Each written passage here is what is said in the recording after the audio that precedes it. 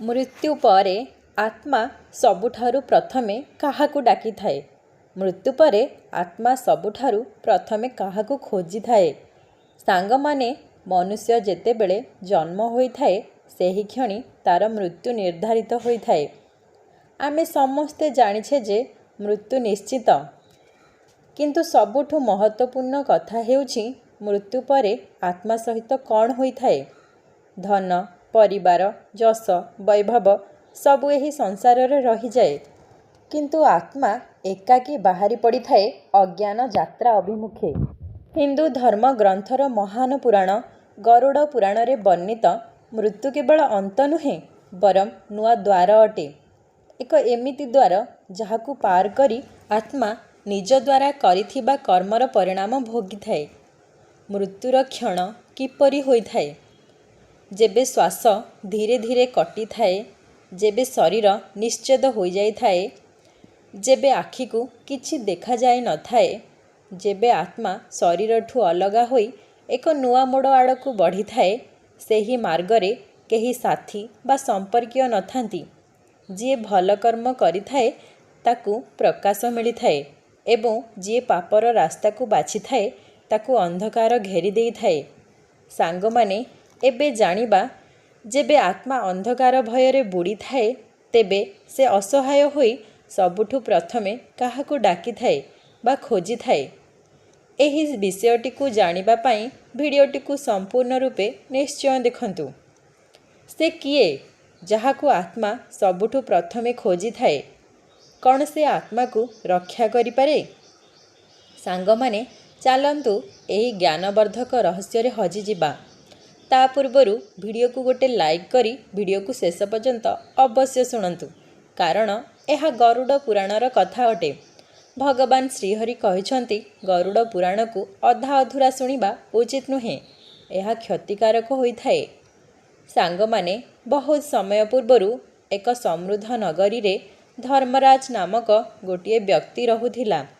नाम थिला धर्मराज, किंतु अर्थ थिला धर्मर पालन करिबा। परंतु नाम और कामरे बहुत बड़ अंतर थाए। धर्मराज बाहरु धार्मिक देखा जाउथिला, सकाळु मंदिर जाउथिला, तिलक लगाउथिला, दान देउथिला, केवल यह लोक देखाणिया थिला। लोके भाबुथिले से गोटिए पुण्यात्मा, किंतु भितरु स्वार्थ और पाप भरी होई रहिथिला। से गरीब लोकंक ठारु धन लुटुथिला, व्यापार रे छळ करुथिला एवं अन्यर पीड़ारे हसुथिला।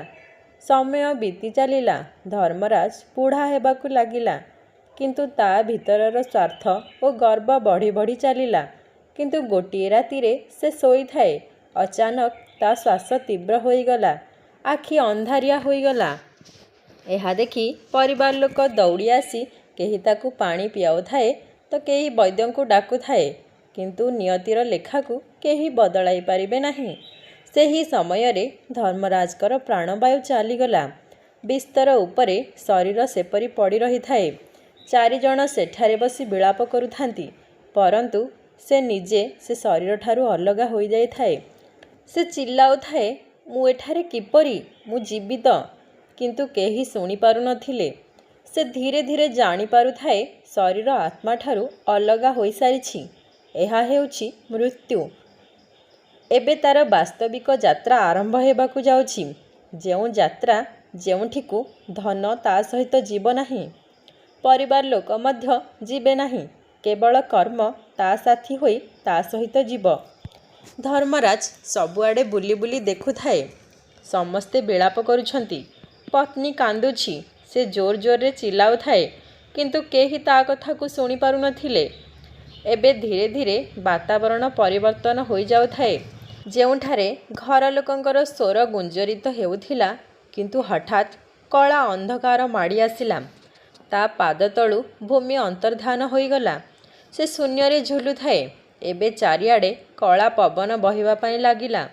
कौनसी अजणा हस शुभु थाए तो केउठी अजणा प्राणीकर कांद और करुण डाक शुभु थाए। आत्मा एहा शुणी भयरे थरु थाए और भाबु थाए, एहा केउ स्थान? जेमिति आत्मा आगकू बढ़ु थाए सेपरी अंधकार गभीर हेउ थाए। से भाबु थाए କେହି ତା ପିଛା କରୁଛି। ତାର ହୃଦୟ ଭୟରେ କମ୍ପୁଥିଲା। ଏହା ସାଧାରଣ ଭୟ ନୁହେଁ, ଏହା ଆତ୍ମାର ଭୟ। ଆଖପାଖର ପବନ ତାକୁ ଟାଣି ନେଉଥିଲେ। ସେ ପୂରାପୂରି ଏକାକୀ ଥିଲା। ଅନ୍ଧାର ଭିତରେ ଆତ୍ମା ହଠାତ୍ ଠିଆ ହୋଇଗଲା। ଚାରିଆଡ଼ର ବାତାବରଣ ବଦଳିଗଲା। ପବନ ଅଧିକ ଭାରୀ ହୋଇଗଲା, କୌଣସି ତୋଫାନ ପରି। ଧରିତ୍ରୀ କମ୍ପୁଥାଏ, ଆକାଶରେ ବିଜୁଳି ମାରୁଥାଏ ଏବଂ ଭୟଙ୍କର ଗର୍ଜନ ଗୁର୍ଜରିତ ହେଉଥାଏ। ଆତ୍ମା ଚାରିଆଡ଼େ ଦେଖୁଥାଏ। ଦୂରରୁ ଦୁଇଟି ପରଛାଇ ତା ଆଡ଼କୁ ଆସୁଛନ୍ତି। ସେମାନେ ସାଧାରଣ ପ୍ରାଣୀ ତୁଳନାରେ ଅଲଗା ଥିଲେ। ମନୁଷ୍ୟଙ୍କଠାରୁ ଯଥେଷ୍ଟ ବଡ଼, ପୂରା ଲାଲି ରଙ୍ଗର, ଦନ୍ତ ଲୁହା ଭଳି ଟାଣ, ଜିଭ ବାହାରକୁ ବାହାରିଥାଏ। ହାତରେ ଫାଶ ଏବଂ ଗଦା, ଶରୀରରେ କଳା ବାଦଲ ପରି ବସ୍ତ୍ର, ଚେହେରାରେ ଭୟାନକ ହସ। ସେମାନେ ଥିଲେ ଯମଦୂତ। ସେ ଆତ୍ମା ଚିଲାଇ ଉଠିଲା, ତୁମେ କିଏ? ତୁମେ ମୋତେ କେଉଁଆଡ଼େ ନେଉଛ? ମୁଁ ନିର୍ଦ୍ଦୋଷ, ମୋତେ ଛୁଅଁ ନାହିଁ। କିନ୍ତୁ ସେମାନେ ଶୁଣନ୍ତି ନାହିଁ। ସେମାନେ କୁହନ୍ତି, ଆତ୍ମା, ଆମେ ଯମଦୂତ। ଏବେ ତୋର ସମୟ ସରିସାରିଛି। ଏବେ ତୋର ନ୍ୟାୟର ହିସାବ ଯମପୁରରେ ହେବ। ଆମେ ତୋତେ ଯମପୁର ନେବାକୁ ଆସିଛୁ। ଏହା ଶୁଣି ଆତ୍ମା ଦୌଡ଼ିବାକୁ ଲାଗିଲା। ସେ ଭାବିଲା, ମୁଁ ବଞ୍ଚିଯିବି। ସେଠାରେ ଏମିତି କୌଣସି ସ୍ଥାନ ନଥିଲା ଯେ ସେ ଲୁଚିଯିବ। ଗୋଟିଏ ଯମଦୂତ ଲୁହାର ଫାଶ ଧରି ତା ଆଡ଼କୁ ଆସିଲା। ଆତ୍ମା ଚିଲାଇବାକୁ ଲାଗିଲା, ମୋତେ ଛାଡ଼ିଦିଅ। ମୁଁ ମୋ ଘରକୁ ଯିବାକୁ ଚାହୁଁଛି।